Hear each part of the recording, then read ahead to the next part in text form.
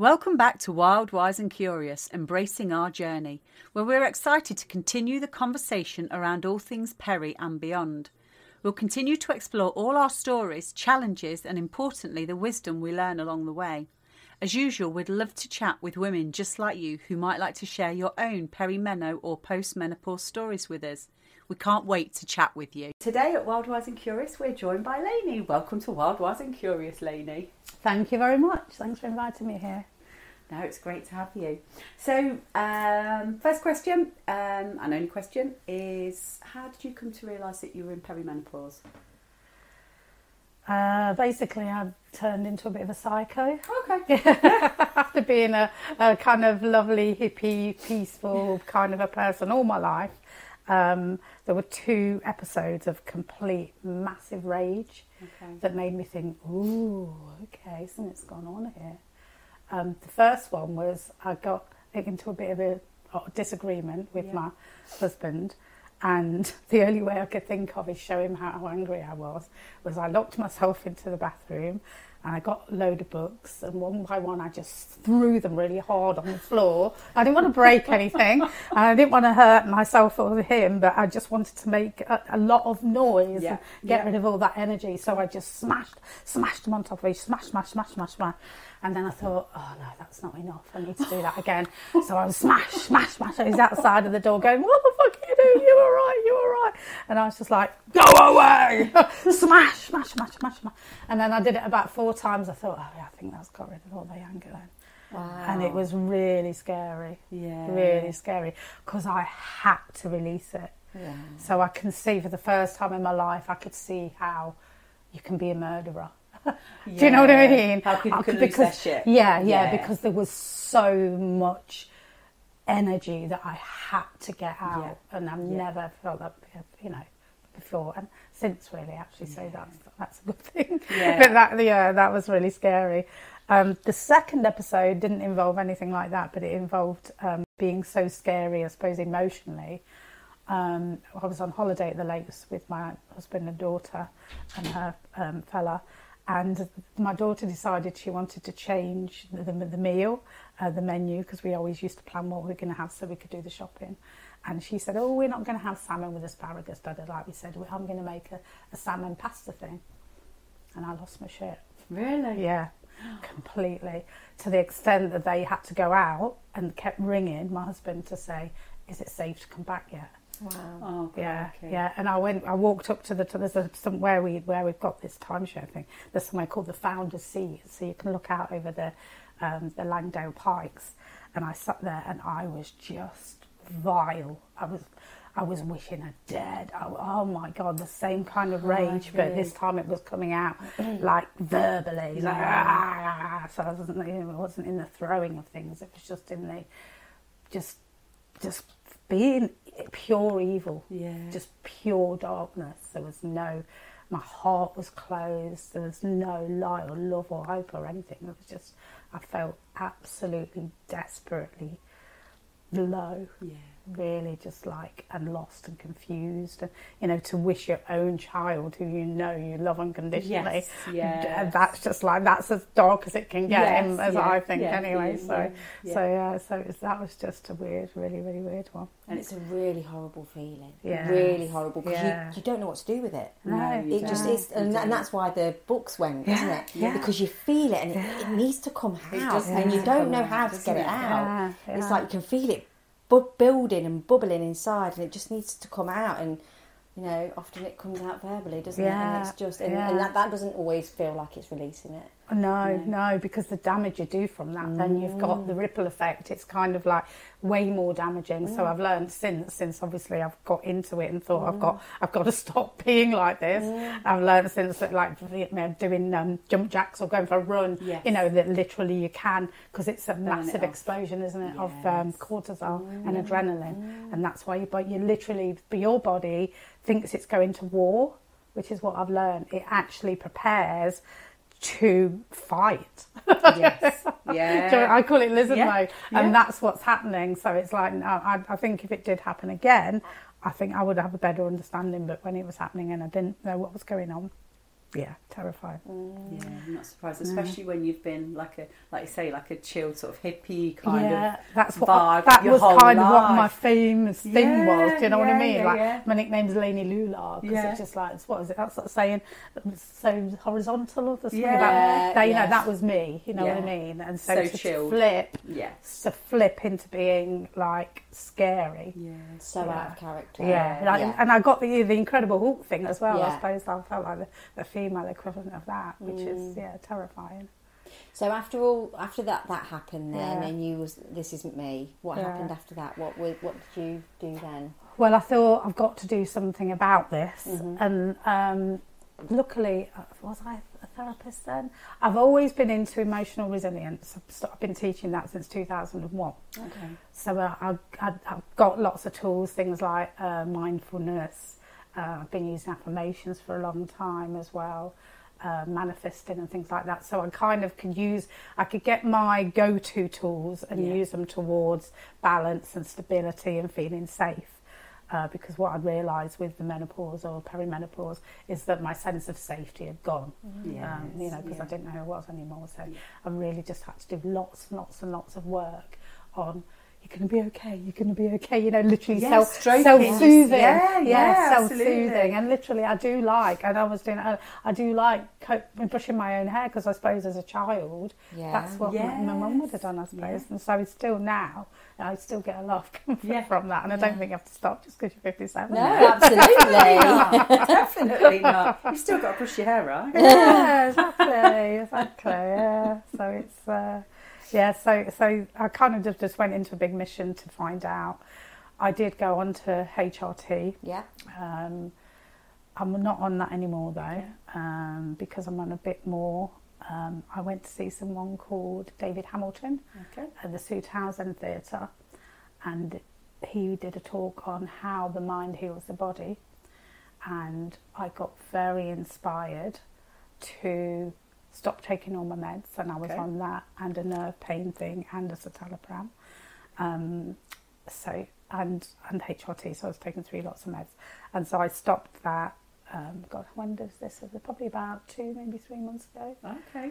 And I've been feeling really good actually, because the idea behind it is that he studied the placebo effect. Okay. And he saw that so often people just got better because they thought they were going to get better. Okay. And so he taught in this talk, which is what I'm doing with myself and now with my clients, how to use your mind like that. So how to kind of like introduce the concept of balance in hormones or safety. And so it's a combination, I suppose, of manifestation, the power of the mind. It's not the secret. It's not completely new, but it's using it for physical, energetic healing. Okay. And I'd never really done it so kind of formulaic, because he taught the formula and I got the book and everything. So I'm a bit of a guinea pig for myself for that at the moment, and my clients that are willing to be guinea pigs as well. I do explain that I'm not trained in this or anything. I don't think anyone's trained in it actually, but it's it seems to be working well for me and for the people who are the other guinea pigs. That's amazing. Yeah, that is interesting. It is. Because it's empowering as well, and that's why I've never been a fan of the medical model, because it's just that it's not very holistic, it's not very empowering.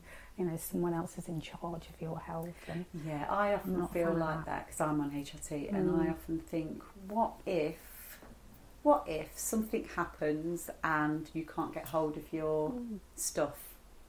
What happens? Can't get hold of it. Can't get hold of it. Yeah, you do. I remember like when I was like in the anxious, like panicky mode, there was like a real shortage of the Estrogel. I remember. Yeah, and I drove round to my husband drove because I just didn't want to drive. We went round to about 13, 14 pharmacies and we could not get it anywhere, and that was at a point when I really needed it. If it was now, I'd be a bit like, flipping heck, I hope we get some soon. But I have always had one, for a start. I never wanted to go on anything anyway, because like you, I just wanted to be able to work through everything myself.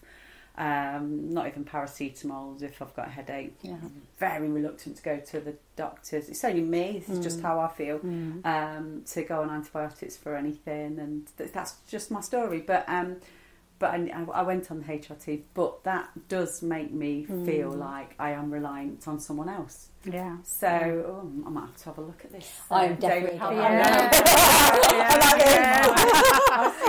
It is fascinating. I'm so glad I went. David Hamilton. Yeah. Okay. Yeah. Okay. Yeah. We'll put it in the show notes, Yeah. so if anybody else wants to look him up. Yeah. Definitely. Yeah. And if you did want to have if you were interested in having a session as well, I'd be happy to do you a one-to-one on how to do it. Because once you know it, you know it. That's the thing. It's not, therapy.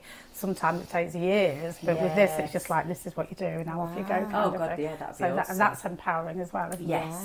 Because I think that's what it's about, isn't it? Yeah. Feeling like you've got the power over yourself and nobody else has. Yeah, because we do rely a lot on outside sources, agencies, don't we, to like help us along our way. So because I was on HRT and I've come off, and I'm having a bit of a wobble at the moment because my mood really did plummet this week. And I'm like, oh, should I just... I'm like, no. I sat this morning in meditation and I was like, no, there's a reason that you're doing this. You just need to hone into what that reason is. And it's much like you're saying, I want to be able to work through this. And HRT didn't seem to agree with me. So I'm in the very early stages. This is my 3rd month that I'm off now. So I really am starting to see the changes in my mood. Yeah. But I'm doing a lot of inside work to try and work through that. But it's not easy. No. But that's what I call the magic of menopause, because it's like you take complete accountability for who you are, and then develop sides of yourself, which I call like the owl. So you've got your warrior, your cheerleader, or your God if you're religious. I've written them down in case I forget. Miss Marple, which is solution-based thinking. Oh, we like so Miss Marple. Yes, So it's like, what can I do about this? Yeah. What can I do? Yeah. And then Tigger, which is your enthusiasm. So that's once we tune into that side of ourselves, that's a lot. And a lot of the time, they can be quite buried. So that's where I can believe that you can actually become a better person through menopause. Yeah, I agree. Because you're by dealing with all these symptoms, you're tuning into parts of yourself, especially the warrior, that's so strong and so powerful. And we're not really encouraged as women, I think, to feel strong and powerful. So if that's a result of dealing with menopause, that's uber magical, I think. So absolutely is. So that sounds like the journey that you're I on. think that so what I was thinking this morning was the fact that estrogen and progesterone and to some degree testosterone, while we're caregivers, while we're nurturing our young, in a very primal kind of way, that really enables us to be to nurture, to look after, to make sure that they are the centre of our world. And as we start to not need to do that anymore, and we've got less of the estrogen and progesterone, I'm always like, well, this is, and we talk about the fuck it phase, don't we, a lot, because it does feel like you come into that whole fuck it phase, but it makes absolute sense to me, because I haven't got those hormones so much. I don't need to do the nurturing side so much. So now I'm like, okay, so why the hell am I the one cleaning up everything? And all, because I've got other adults in the house and things like that. Yeah. We have a bit of moan now. But then also in that I was thinking, well, I've made a rod for my own back because I've just done it all this time.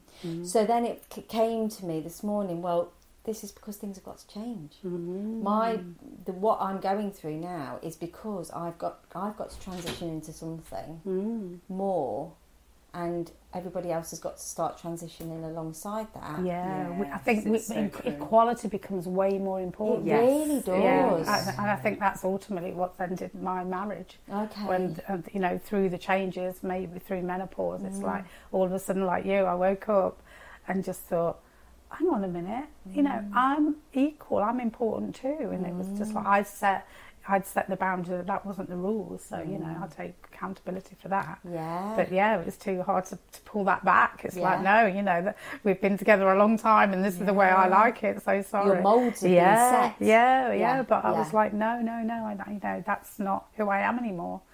And I think that's magical as well, because actually, even though at times I was happily married, I'm actually way happier now, because I'm tuning into the real me. And so even though there's a broken heart and the pain and difficult in the family, there's a kind of a, I describe the feeling a bit like a rocket, you know, when it's going to go off, and it's like, I've got that feeling, so I've got like an excitement about. And you look like fire today, so you know with what you're wearing, so you're like, I can see this rocket. I'm going up. I promise not to go now, Michelle. Oh yeah, through the ceiling. Yeah, it's a bit messy, won't it? I'll make sure I'm outside, maybe tonight at the festival. Sorry, Emma. Yeah. Wow, but it does. It shakes everything up, doesn't it? Yeah, it does shake everything up. It does, and it's even made me. I realised I had dreams when I was young of like living abroad and like building my own house, and just, you know, I always saw myself as doing. I never saw myself being like living in Leicester all my life. No. And now I'm like selling a house to attach with the divorce. I'm like, well, I'm going to get a plot of land then. I'm going off to Portugal, and I'm just like, where did that come from? You know, Lainey, you know, mumsy Lainey, wifey Lainey. That would be the last thing on my mind. In fact, I've even said the streets where I live, because I love the area where I live. It's very green. I'd never leave that. Do you know what I mean? That's how kind of rooted. Yeah. You know, there's about 5 or 6 streets, and I'm not going to leave them. Now I'm thinking, okay, I'm off. Yeah. And so that courage has come from you know, courage and confidence. It's bizarre, isn't it? How it just comes. Yeah. I'm with you. I'll come. Yeah. And then you're following that excitement as well, aren't you? Because once you start having that, you're like, oh, I quite like this. Sounds like that. Fuck it. Yeah. I'm going to do it. Fuck it, yeah. Just do the thing, right? Exactly, yeah.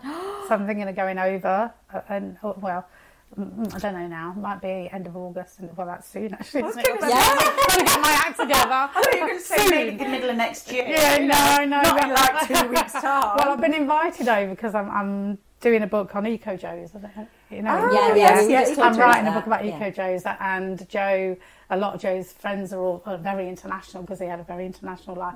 But one of his friends in Portugal has invited me over. And I just thought it'd be rude to say no, wouldn't it? Definitely would be rude to say no. You put that out to the universe there. Yeah, I know. And that's the end of August. I thought it was going to be end of September, but it's the end of August. I'm like, okay. You need to get a wriggle on. Fuck it. Yeah. I didn't realise the date is so, we're the 8th now, aren't we? So, oh my goodness. I need to book the flights. Very exciting. It is. And the land over there it's different, isn't it? Yeah. The prices as well, you can get Costs more, nothing. can't you, for your money? Because it's bonkers over here, isn't it? You know, because we look at the land, any land that's for sale around here, and you just, No, you get a decent, I think you get something like 5 acres over there for 10 or 11 grand. God, could you imagine? Yeah. Imagine. You could have like a wee fruit trees growing. Yeah. I've always fancied having yurts. Yes.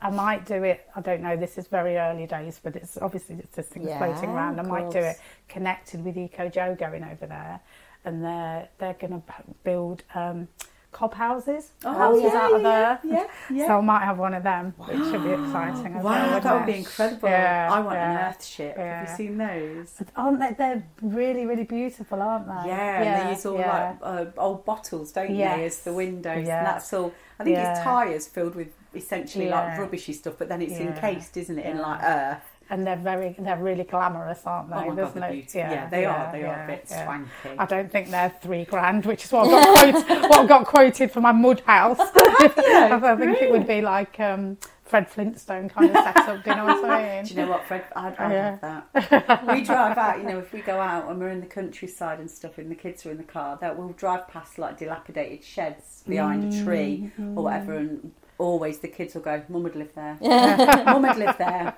Yeah, she'd live there. Stick in the dump. Yeah. And I would. Yeah. I mean, I'd probably put a door on and maybe a window and some running water. That's a bit posh. It is, isn't it? But that's amazing. So that's kind of like dreamy kind of. That's the sort of stuff I dream about doing. Exactly. And that's what I'm saying. I suppose that was a dream when I was, kind of teens, early teens kind of thing. And then I suppose, and I did travel a bit. I'm very fortunate to have travelled. But then as I had my daughter, then that was all, that bit of me just all got shoved aside. And it's like, right, now you're a mother. But now my daughter's 27 in a few days, and she's a mother, and it's kind of like, well, it's my time. Yeah, it's my time. Yeah.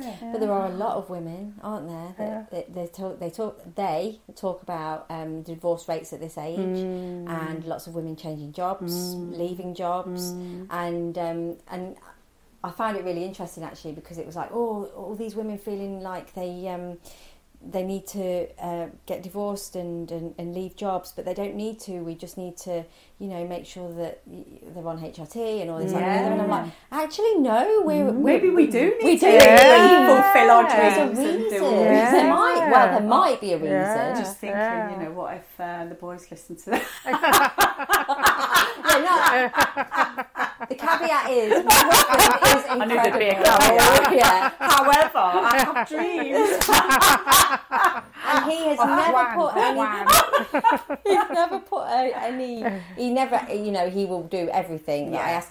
And this was also part of my thought process this morning. Was actually, this is all me. This is all me putting everything on me.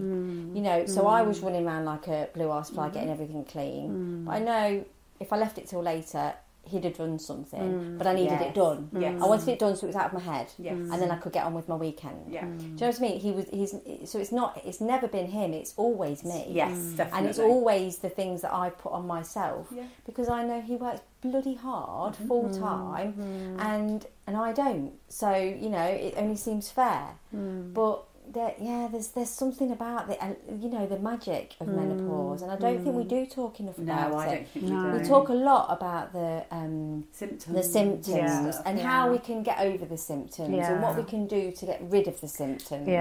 But often we're getting symptoms for a reason. I don't know. Maybe the hot flush is because you're having too much coffee. I don't know. I don't know what the answers are. And I think that's why we're in this stage now, aren't we? With we're all talking about menopause now. We're all talking about it. We're all getting more empowered. We're all becoming more knowledgeable, and we're going to talk to the GPs, and we've got all our information now. So it's the next step, isn't it? Yeah. And I love that idea that let's introduce things so that women don't change. Do you know what I mean? So, and then that might be the whole point of it, really. Like a blossoming. You have to go through the rocky road to learn, like you were saying, your Miss Marples and because Sharon Blackie talks about it as the elderhood, doesn't she? Yes. And I love that. I love that phrase. Well. We are coming into elderhood, so we have got to do this shedding. I say we have got to.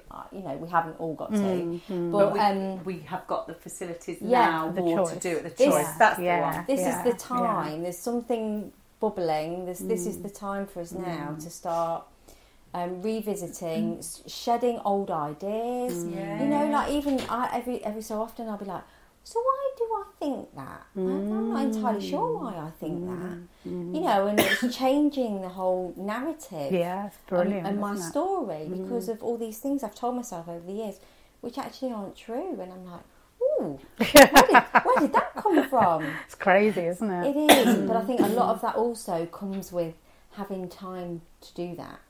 Because in our modern society, we're all working so many hours. We've got some have got caring, responsibilities and all that kind of stuff. There's a lot going on, and then all our self-care things, which we've got to tick through as well. There's a lot. So being able to have some time and space to process and revisit why we do the things that we do, I think it's really important. Or why we don't do the things that we don't do. Yeah. And I think I agree, Lou, but also what I think is that menopause is so massively transformational that actually I for me anyway, I couldn't go through it without a super duper self-care plan. And I think you can, a lot of women probably can go through most of their life up until menopause with pretty shocking self-care because we taught that actually that's a bit of a luxury, Or a lot of my clients say, you know, it's selfish, isn't it selfish? Self-care. And I'm like, oh my God, you know, what an awful thing to culture. And that's one of the things about that being a lie. Yeah. But actually, you come to a point, a lot of myself and my friends come to a point at menopause where if you don't start looking after yourself, I mean, I've got one friend who nearly died because she, you know, she got blood clots, you know, another one's high, her blood pressure was so high, the monitor couldn't even read it. Wow. Yeah. And so that's two actually. And that's purely because what they've done is they've been trying to do what they've always done, ignoring menopause, not putting any self-care in. They're both very intelligent women, very successful women, but that was probably part of the pressure that I am a this and I am a that, so I can't be seen to, actually I need a bit of a break here, I need a bit of time out, perhaps I shouldn't be working for all those things. I think they were thinking, I can't do that because then I'll be seen as being vulnerable or weak, or, you know, so it's sad, isn't it? They're both in quite male fields as well, I've just realised. Yeah, that's interesting, isn't it, in itself? Yeah. So they've just, their body's just, they're just cracked. It's almost got to stop, hasn't it? Your body has to stop so that you have, so you take notes. So you do listen. Yeah, and that's what's happened to them now. You do have to listen, and actually that whole narrative about self-care, you do feel guilty, don't you? Initially, you know, like, oh, you know, I'm going to book myself into a spa, or I'm going to have a massage, or I'm going to have this, and I would have felt guilty about doing things like that because of cost and because of time and all of those sorts of things. Whereas I don't think about any of those things now. I just, I do put those things in place for me. I do too much, but I think that's something that we do. I do need to slow down. But well, you know, it's all about the wellness industry as well. You know, because they've cottoned on to this somewhere along the line that there's money to be made. And I think it's almost like we need to really, I feel I need to break everything down now. I've got far too many clothes that need washing, so I need less clothes. Do you know what I mean? It's that kind of thing. Stripping everything back to actually, what do I need now?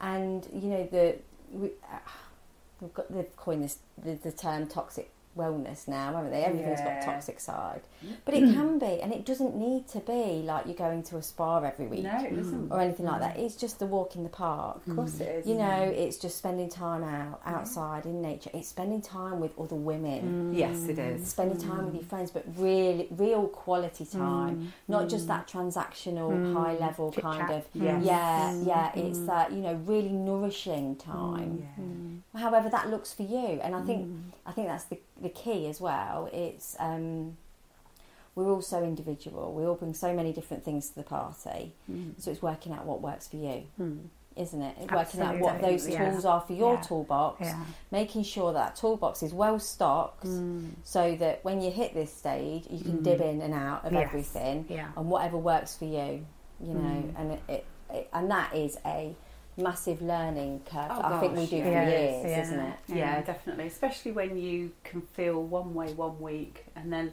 so you can have all these glorious plans to go meet with the friends that fill your cup up, and then you feel like a crock of shit and you just can't be bothered. But actually that's when you need to do it more. Of course it is. Of course it is. You know, and I think that's something as well which I'm finding, which is there's a shift as well, which is lovely, is that, you know, meeting with people now, I'm like, I'm really sorry, I feel like absolute crap today, I'm having a bit of a bad day, but I know I'll feel better after I've spent some time with you. But I'm coming anyway. I'm coming anyway. But I might be a miserable git. And you can take the piss out of me. Oh, we will. I'm not but it's cultivating those kind of relationships that you can do that in, isn't it? Yes. And I think what would be really lovely, and why I'm really happy about this and really excited, is that then, you know, the next generation, it's not going to hit them like a bus, like it did. Absolutely. You know, I was just like, my mum never said anything, never, you know, and I know she had an awful menopause. She was fainting all the time and falling at work and hurting herself. But it was always, you know, stiff upper lip, never mind, come on. And I don't think I ever heard her say the word menopause, let alone prepare me for it. And I'm not just saying that in a judgmental way, because, you know, I call it the ancestral pile of shit. No one said it to her. Do you know what I mean?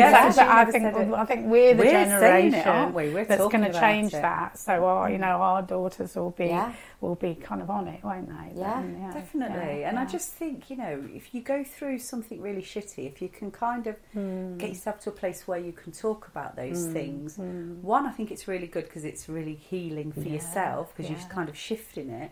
But two, you're kind of preparing someone else who might have a conversation with you, and if something like it happens to them, they can go, oh, okay, I'm not losing my shit. I've not got to wait 18 months to work it all out like Miss Marple. I'm going to be Miss Marple from day one and just look into what it could just be. read that book and speak to that person and practice these things and bang, then you're going into your empowerment and the magic. That's what you do. So we're empowering ourselves and empowering other women, aren't we? I wish I'd have started listening to my body a long time ago. I never really did. I was just very much. I've never accepted my body for what it is, and for the fact that it's carried 3 children and all that kind of stuff. It was just.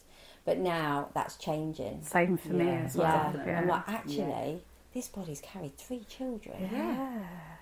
Deserves some TLC, doesn't it? Yeah. So I'm not going to feel guilty if I sit down and read a book when I can see that the stuff needs doing all over the top of the book. I'll work on that. I have got to work on that. I have to work on that. It's like Tom, my husband, he'll turn around and say to me, why are you bothering to clean up? Why are you tidying up? Why are you worrying about it? And I'm like, because I feel like everything needs to be clean and tidy so that I can sit and relax. And he's like, but it doesn't matter. I mean, no one's coming round for one, and even if they were, they wouldn't care. But any judgment would be back on them, I always say. Yeah, absolutely. I agree. Definitely. Definitely. I always say I'm coming to see you, not your house. And in that way, actually, women are our own worst enemy. Yes. Exactly because we feel like we have to be this. I think we feel like we need to look like Barbie dolls. Yes. We need to have a show home. We need to have the perfect life and just be perfect. Well, look at social media, how people present themselves on socials, But like you say, it's all these different roles that we feel like we need to be perfect at, and when we're not, that's an automatic deflation, isn't it? To ourselves. I can't cook very well. I'm not a great designer of the house, and just about keep it clean. The kids eat very basic food. I'm not a great chef. It's all that kind of stuff, and it's just. If you were to actually make a little model of the perfect woman of what we're supposed to be, that would be hilarious, wouldn't it? Oh, wouldn't it? Actually, I think we should do I think that. We need a workshop. It would be, that would be so much If you're up for fun. a workshop on that, get in touch. It would be AI, wouldn't it? Oh, God, wouldn't it? That would be fun. Can't we use plasticine? Morph. Was it Morph? The little plasticine dude. Tony Hart. I remember that. That was great fun, wasn't it? That would be good for your inner child as well, playing with the plasticine, wouldn't it? It would. So because the inner child likes to jump out and about as well now, doesn't it?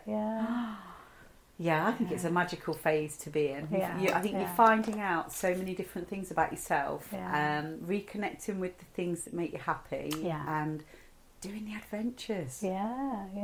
Just shaking. You shed a skin, don't you? I think that's right. Shedding the skin. And I think our culture only talks about the fear side of that and the loss side of that and the danger side of it and the vulnerability of it. So, but that's changing, so that's all good. So how are you doing now?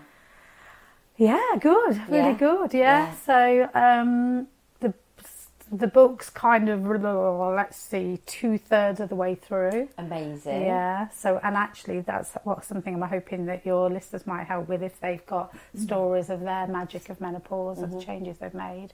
Because I met someone on a healing event who'd invented her version of menopause yoga. Oh, okay, amazing. But based on kind of like she was a yoga teacher, went through the menopause and thought, hang on, my needs have changed now. I need different things. And so that's kind of completely obviously given her a different career.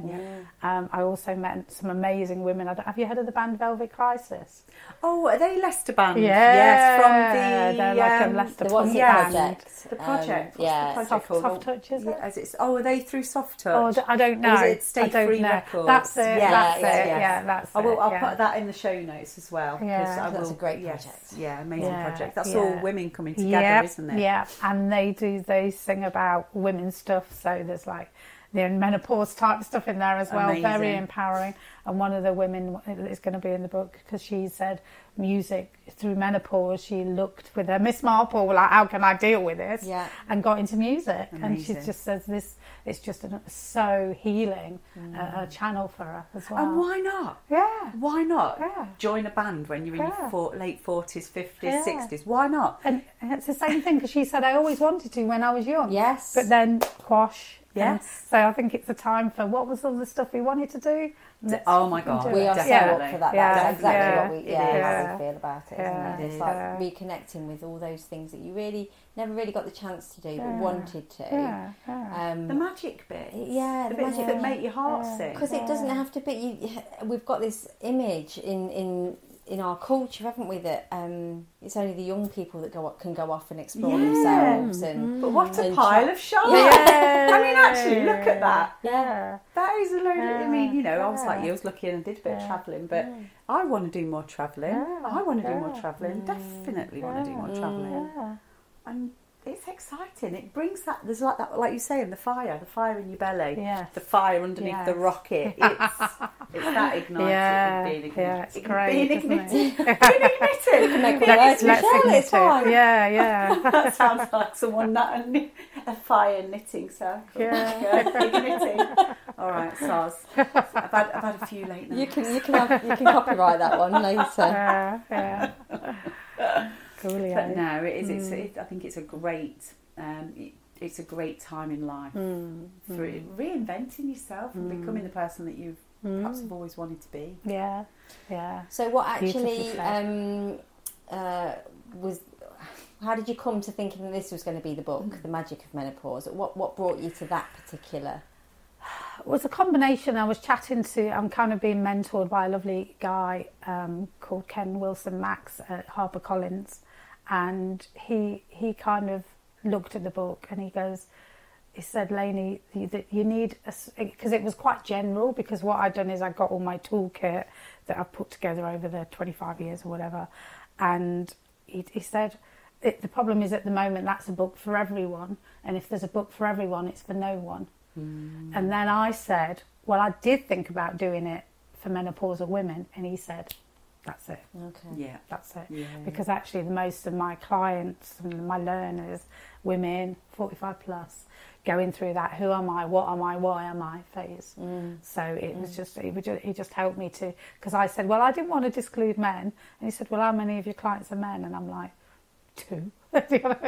Out of 50 kind of thing. Yeah. So he said, well, it sounds like they're discluding themselves. So you know, I think he just really helped me to hone into, actually it's menopause that this will be the most effective for, because then it's such a massive need, isn't it? And then honing it in even further to the magical side of it. Yeah. Rather than just the symptom. Yeah. Because there are Yeah. books on the symptoms, There aren't are. there? Well, you that's know? it. That's it. So, yeah. and actually, it's the, again, going back to the empowering side of things, it's the empowering things that we want to read. We want to read that actually life doesn't start to go downhill when you're kind of in menopause. Actually, you've got this whole second life where you can just go and do all the crazy shit you wanted to do. Yeah. So And that's really exciting. Yeah. That's really exciting. And I think as well, thank you.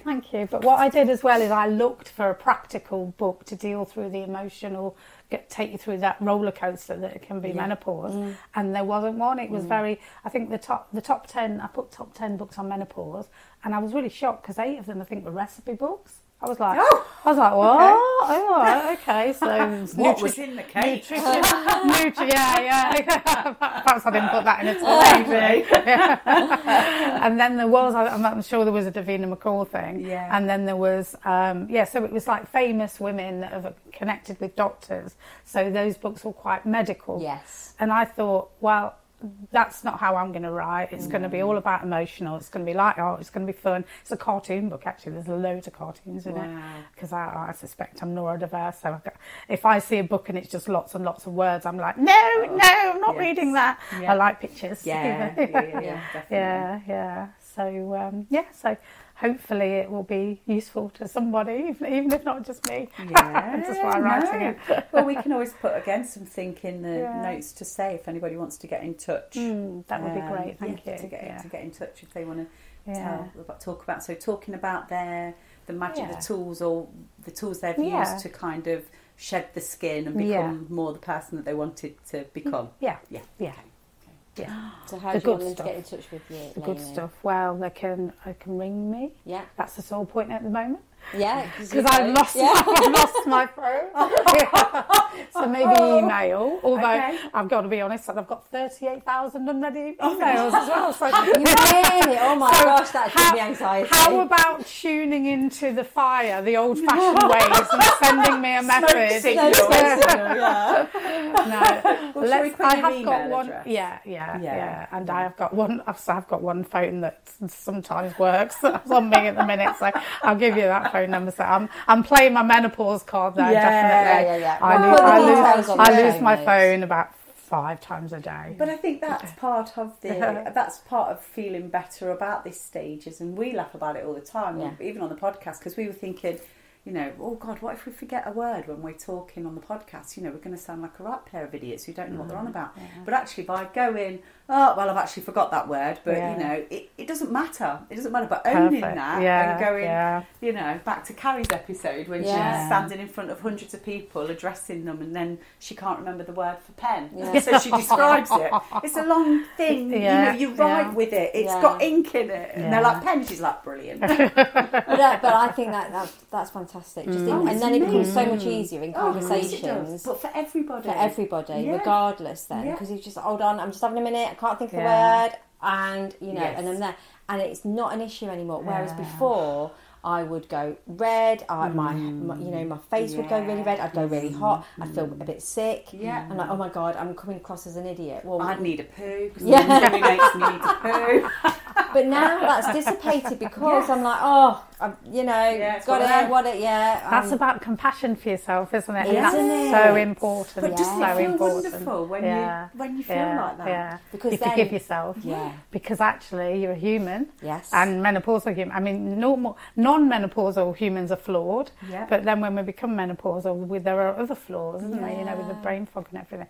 So it's really important that we forgive ourselves. Permission to make mistakes. Yeah, absolutely. Yeah. And I think with that, then you've got a lot more compassion for others. Yeah. Haven't you? Because you're not so hard on our own worst critic. So if we can offer that a little bit of compassion, you're going to be anybody else could do it. You know, I try and talk to myself like my best friend would. You know, there's those times where I'm being really critical and like, well, so what would my best friend say to me right now? She'd be saying this, okay, I'm going to have to listen to that. You know, rather than that's your cheerleader. Because it's so you know, your thoughts aren't real, are they? Half the time. No, and that was quite revelation for me. I call my bitchy side, I call her Fifi. And so when I'm bitching about myself, I always go, oh, hi, Fifi, you woke up, have you? Go back to sleep. She's like, yes, I have, and what do you think you're doing? You're a bit old to be wearing that, aren't you? Who do you think you are? I only said foo-foo.